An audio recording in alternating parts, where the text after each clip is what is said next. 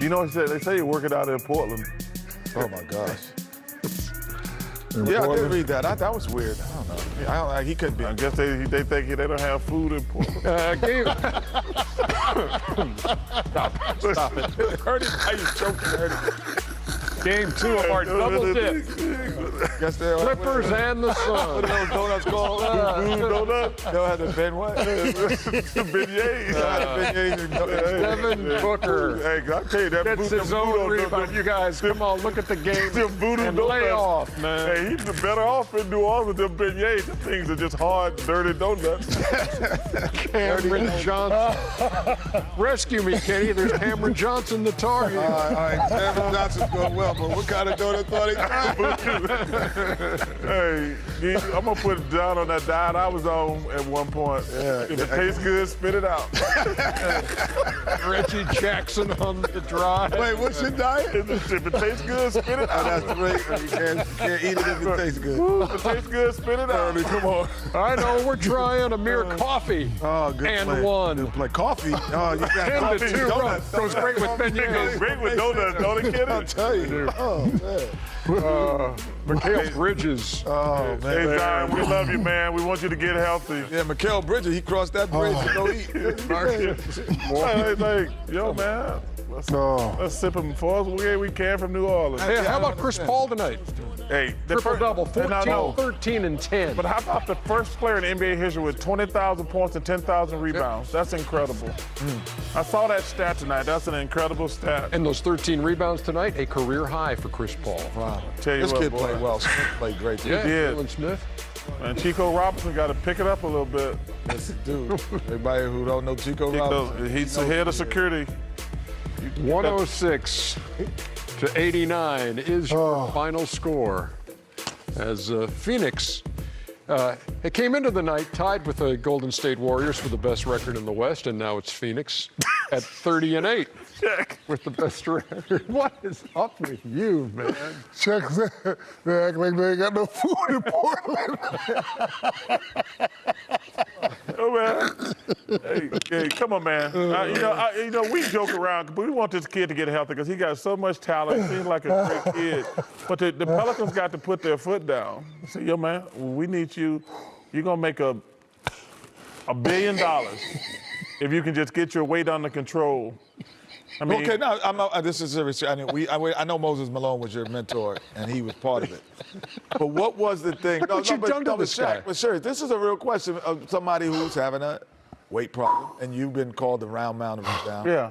But I could pull pictures of you in Phoenix. You got a six-pack. Like, what was the thing said or done that made you turn the corner and not eat pizza at 12:30 at night or whatever? I don't even know if he's eating pizza, but to get yourself in physical shape to play basketball. When Moses told me I was fat and lazy, I cried. I'm not gonna lie, I did. I cried. Why did he make you cry? Why was it him that made? Because I'm sure you've been called fat. No. But see, first of all, I love your question because how many people around me would have told me I was fat and lazy? Right. I mean, because when you're in the limelight, most of the people around you are enablers. Because you paying all the bills, you buying all the meals, literally. You're doing great, Chuck. You look great, Chuck. Yeah. Everything's They're good, not Chuck. gonna say, man, you're gonna eat your way out the NBA. Because I was too big in college. And Sonny Smith, who's always been like a father to me, he says, son, I think you got a chance of being a great player, but you gotta lose some weight. But that's It didn't register. It didn't register. Right. And then when I got to the NBA, Moses, it kicked in and it registered. And I wonder who's around Zion, because I would sit him down and I says, man, they giving money away to bums who can't play. You got so much talent. You could be the best player in the NBA. And somebody might have said it already, but it just hasn't registered. You don't think, I don't. It's just based off pictures, but yeah, but one of the problems. one of my problems with the NBA has always been, when I came to the NBA, we had veterans. Who's the oldest player on the Pelicans? Like, I think probably Brandon Ingram, maybe. Brandon Ingram, and he's like 25. Right. And then you got Josh Hart. Bledsoe was there last year, but he's not that type of vocal leader you're going to listen to. He's with the Clippers now. But I've always thought that the NBA should have, like, a guy who's like, hey, if you got some issues. We had that, you know what, for me, I don't know about you, Shaq, for me it was college because when we went to North Carolina, there was Sam Perkins, who was first team All-American for 3 years. That's when guys didn't come out early. Michael Jordan. And I'd never forget that it was like the third night I was on campus.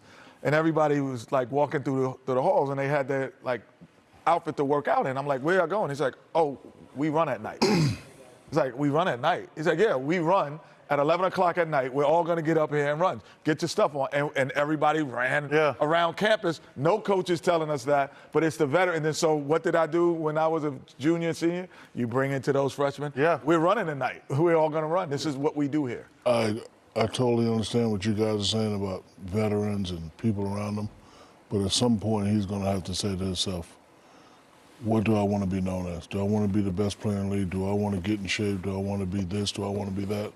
He needs to tell himself that. Forget people telling you that. He needs to look in the mirror and be like, you know what? I don't look like I did in high school or at Duke. I put on a few pounds. This is what I have to do to get it off and get to that next level. But the problem with your point is, and I lived it, when you're having success, you don't know you're flawed.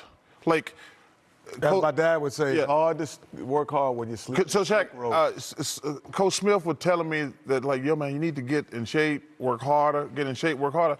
And I'm saying to myself, yo, man, I'm a freshman. I'm leading the SEC in rebounding.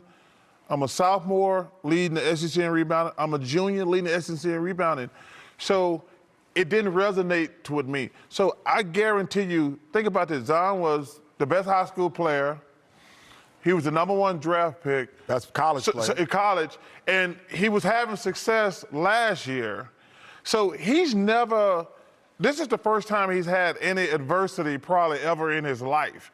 And you wonder who's in his ear. Because, man, I thank God for Moses Malone, man, because he changed the whole trajectory of my basketball career.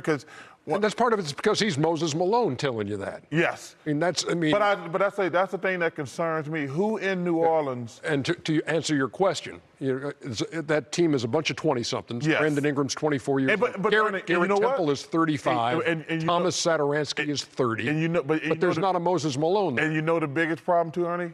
He's already the man. Mm-hmm. Thomas Satoransky ain't gonna walk up to Zion because you know what? Because he'll be down in the G League if he upset Zion. Yeah, it's not a guy who's you could also, no disrespect to him, Satoransky, but it's not a guy that has done it and said, I've been first. Like when you go to the NBA or when I went to North Carolina, I'm using that example. Sam Perkins was 3-time All-American. I'm like, damn, I want to be a 3-time All-American. I want to be a college player of the year. He's got the hammer. Player of the year. So there's no one that's there that's done it to that level. You say, who are you to tell me? Yeah, you could tell me that, but I could still bust you like this. Yeah. I could still go at you like this. Yeah. And that's tough. That's a tough situation for him.